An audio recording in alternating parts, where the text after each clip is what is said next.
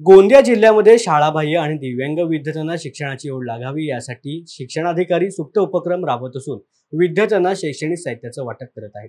जिल्ह्यामध्ये रोजगारासाठी पालकांमुळे स्थलांतरित झालेले आणि मोठ्या प्रमाणामध्ये शाळाबाह्य आणि दिव्यांग विद्यार्थी आहेत, त्यांना शिक्षणाच्या प्रवाहामध्ये आणण्यासाठी शिक्षण विभागातर्फे शाळाबाह्य मोहीम राबवली जात असून माध्यमिक विभागाचे शिक्षण अधिकारी महेंद्र गजभिये हे गेल्या 3 वर्षांपासून शिक्षणापासून वंचित असलेल्या विद्यार्थ्यांना स्वखर्चातून शैक्षणिक साहित्याचं वाटप करत आहेत।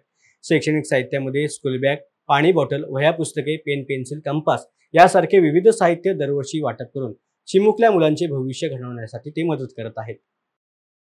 गेल्या 3 वर्षापासून आपण एक उपक्रम राबवत आहोत। याच्यामध्ये शाळाबाह्य तसेच दिव्यांग विद्यार्थ्यांना स्कूल किट वाटप हा कार्यक्रम आम्ही राबवत आहोत।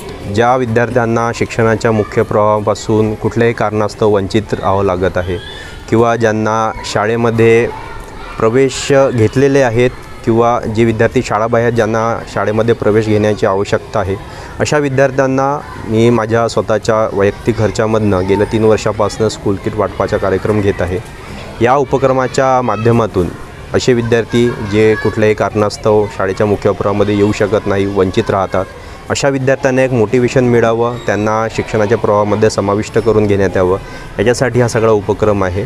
आज या ठिकाणी आम्ही तिरोडा या तालुक्यामध्ये जिल्हा परिषद गोंदिया अंतर्गत ज्या शाळा आहेत या शाळांमधले दिव्यांग विद्यार्थी तसेच शाळाबाह्य विद्यार्थी यांना एकूण 20 किटचे वाटप केलेले आहे आणि या विद्यार्थ्यांना या माध्यमातून एक मोटिवेशन देऊन शाळाबाह्य विद्यार्थ्यांना आम्ही शाळेच्या मुख्य प्रवाहामध्ये समाविष्ट करून घेण्याचं काम आज या ठिकाणी केलेलं आहे। जिल्ह्यामध्ये किती शाळाबाह्य मुलं आणि अपंग मुलं आहेत त्यांना वाटण्यात जिल्ह्यात संपूर्ण आपलं दिव्यांग सेक्शन आणि शाळाबाह्य आपलं जे सर्वेक्षण सुरू आहे याच्यामध्ये अजूनही सर्वेक्षणाचं काम सुरू आहे। जे शाळाबाह्य विद्यार्थी याच्यामध्ये आम्हाला दिसतील त्यांचं समावेशन शिक्षणाच्या मुख्य प्रवाहामध्ये त्यांना आम्ही रेग्युलर शाळांमध्ये फॉर्मल एज्युकेशनमध्ये सहभागी करून घेणार आहोत।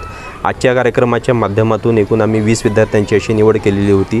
त्याच्यामधले 10 असे विद्यार्थी आहेत जे दिव्यांग आहेत आणि 10 विद्यार्थी जे शाळाबाह्य आहेत। त्या विद्यार्थ्यांना आज हे शैक्षणिक साहित्याचं आम्ही वाटप केलेलं आहे आणि त्यांना शाळेच्या मुख्य प्रवाहामध्ये या माध्यमातून समाविष्ट करून घेतलेलं आहे।